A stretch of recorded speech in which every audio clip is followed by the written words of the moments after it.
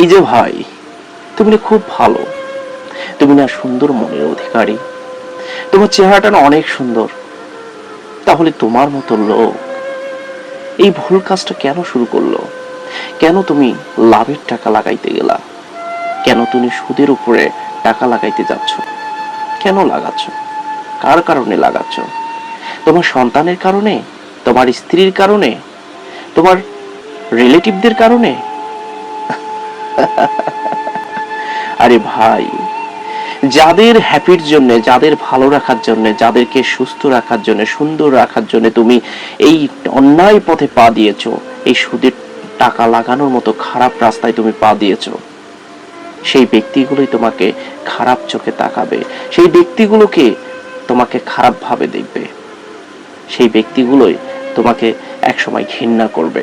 কারণ কি জানো? তাদেরকে তুমি হালাল খাবার খাওয়াইনি, তাদেরকে তুমি হারাম খাবার খাওয়াইছো। বিদায় হবে কি, তাদের মন মানসিকতাগুলো, তাদের চিন্তা ভাবনাগুলো হারামির মতো হয়ে যাবে। বিধায় তোমাকে আর তারা ভালো চোখে তাকাবে না। এই জন্য বলি ভাই, এই জঘন্যতম রাস্তা থেকে সরে এসে সঠিক পথে আসো, আল্লাহর কাছে মাপ চাও, আর হালাল ভাবে ইনকাম করে যতটুকু পারো স্ত্রী সন্তানকে খাওয়ানোর চেষ্টা করো। আল্লাহ তাআলা সবাইকে বোঝার তৌফিক ইনায়েত করুক। আমিন।